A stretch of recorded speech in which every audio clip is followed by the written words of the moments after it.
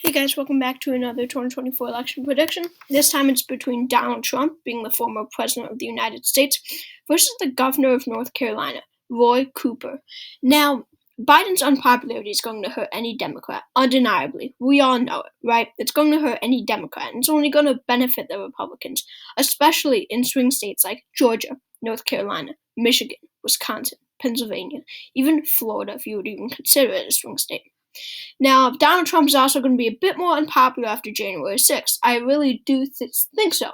However, I do think Biden's unpopularity will hurt the Democratic nominee more than January 6th to Trump. I really do. So really, January 6th is not as important to voters as Biden's unpopularity will be. So, Roy Cooper, as shown on the generic Democratic ballot, will be affected by Biden's unpopularity. Roy Cooper, again, is the governor of North Carolina. I see him doing pretty well. He's not directly affiliated with the Biden administration, as people like Pete Buttigieg are, who's the Secretary of Transportation, or Gina Raimondo, who is the, Commerce or some Secretary of Commerce. He's the governor of North Carolina, and I really do think that he will do well in the South. I think he will do, in some areas better than Trump, in others Trump will do better. But I do think that he could turn out the voters that Biden did in 2020. I really do think so. All right, so going to the safe states for Roy Cooper, California and Washington. At this point in time, I really do see Oregon being solid for Roy Cooper. I think it's just going to stay over that 15% margin. State of Hawaii will go to Roy Cooper by a solid margin, along D.C., Maryland, Delaware, New Jersey, Connecticut, Rhode Island, Massachusetts, Vermont, New York, Maine's first, and Illinois. These will be the solid states for Roy Cooper.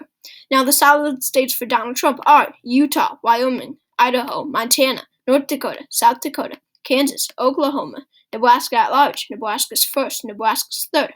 And yes, I am flipping Nebraska's first district. I think this will flip. Louisiana, Arkansas, Missouri, Kentucky, Tennessee, Mississippi, Alabama, West Virginia, and Indiana. I think these will all go solidly for Donald Trump. Now, Roy Cooper will do well in the South, as I said. And I really do think that he could make some states likely, but I won't. Just mixed with Biden's unpopularity, I don't see it. South Carolina will definitely stay in that likely column. If Biden could do it, then Roy Cooper, a Southerner, could do it. I see Roy Cooper doing pretty well in the state of Virginia. I think it's going to stay to him by a likely margin. Now, of course, they have a Republican governor now, Glenn Youngkin. But I think that Roy Cooper will do pretty well here. He has that appeal around this region, because Virginia is technically part of the South. He has the Southern appeal, and that will definitely play a role in the state of Virginia. Going to Maine at large, this will be Cooper territory. Maine second, I do think will stay in that Trump column, saying that it did go to him by a likely margin in the 2020 election. I don't think Roy Cooper has anything special in Maine's second district, so I do think that Trump will only increase his vote here. That also goes for Nebraska's second district. I think it's going to go to Trump by a lean margin. Roy Cooper has nothing here. He doesn't have a special connection to voters. That also goes for the states of Iowa and Ohio. I don't see Roy Cooper doing very well here if Joe Biden couldn't do well here. I think Donald Trump might even increase. I think he will increase in the state of Ohio, maybe not in the state of Iowa. Alaska will be likely for Donald Trump. This will not flip into that solid column, but it won't go down to the likely column or the lean column. Now, Roy Cooper, I don't see him turning out African Americans as much as Biden did. I really don't. Sure, he's a Southerner, but he hasn't. He's not like Biden, who worked with Barack Obama, who, as senator, most times, I should say, because many will disagree. I won't even say it because a lot of people will disagree. But I mean specifically that he worked with Obama. He was Obama's vice president. That brought him the Obama coalition, the diverse Obama coalition, the African Americans, the Latinos, the Hispanics, who were attracted to his side because he was Obama's vice president. Roy Cooper does not necessarily have that. He hasn't done a major bill passing to help African Americans. He has done minor, but not really.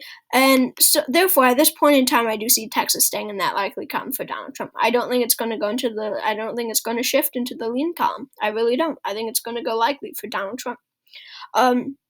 Moving on to let's go New Mexico and Colorado.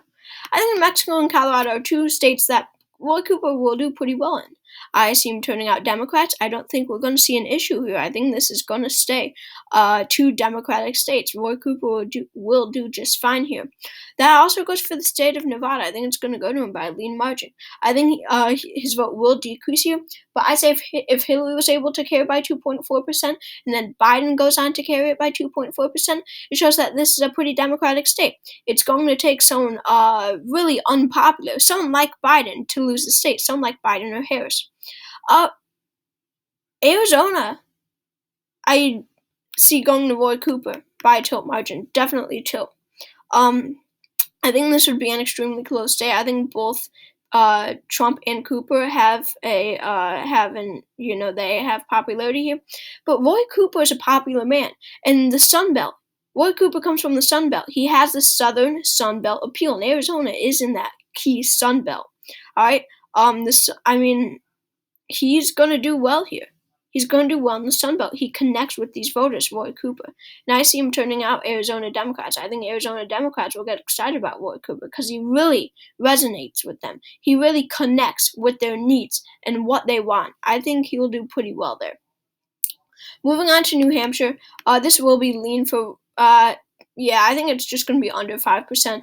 With Roy Cooper, I think the Democrats should nominate Roy Cooper. Obviously, if they want to win, he should definitely be up there. If the Democrats want to win, Roy Cooper should be up there. I think Roy Cooper is a safer candidate rather than Biden or Harris. I don't think that they should nominate Biden or Harris. I don't at all if they want to win. I think Roy Cooper is one of the most electable Democrats in the country because he can carry those southern states. A safe Democratic nominee, again, and because of that, I do think he will win the state of New Hampshire. Now, moving on to Minnesota. Minnesota, Roy Cooper's going to win it by a lean margin. I think that this will just be under 5%. I think he will do pretty well here. I see him turning out Minnesota Democrats. I think he will win the state just fine. I think I'm going to give Wisconsin to Roy Cooper. I'm sorry, but I really think that I am. I think I want to flip Arizona now, but I already did it. I have to stick to it. Wisconsin, I think Roy Cooper will do pretty well in. Same with Arizona. It's a generally conservative state, and Roy Cooper. Roy Cooper's a moderate. He's not very liberal at all, and Wisconsin is a pretty moderate state, moderate to conservative. Republicans aren't going to hate him as much as Biden, and I think that he will turn out independents in the state. I really do. I think he's going to do better in the state of Wisconsin than he does in the state of Michigan. I don't see African Americans turning out for Roy Cooper all that much. I'm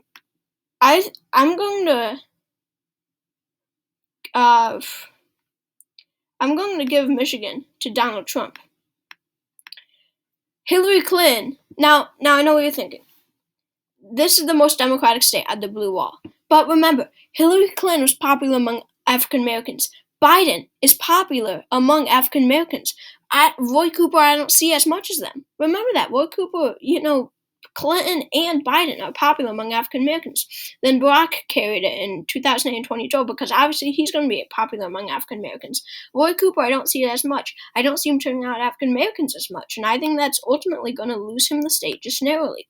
Now, Pennsylvania, we have more middle-class white voters. I think this will be tilt Roy Cooper. I think this is going to be a very narrow state. Biden's unpopularity will hurt him here, but I think it's going to stay in that Cooper column. And then Cooper column, it's funny. Going down to Florida, this is not a state that the Democrats can win in 2024. I don't see it. They hate Biden so much. You see, Let's Go Boy. I have a sibling who goes to college in Florida. You wouldn't even believe what she sees. Let's Go Brandon everywhere. Just everywhere. You know what they say, right? Florida, it's going to stay in the Trump column. I think it's going to be a bit under 4%. I think it's going to be in that 3 to 4% range. North Carolina, here's the way I look at it. If Roy Cooper could win the governorship so many times, if he's that popular, then why wouldn't North Carolinians vote for him for president? If they really trust him, if they really like him. Roy Cooper's a two-term governor. They really like him. I'm going to give it to him by a lean margin. I think this will be a flip. Georgia's a bit iffy for me. Because remember, African Americans are going to grant him victory here, and I don't see him turning them out. But he does have that Southern appeal. Southerners do like him. I think this will be Cooper. So, Roy Cooper has won 304 electoral votes to Donald Trump's 234.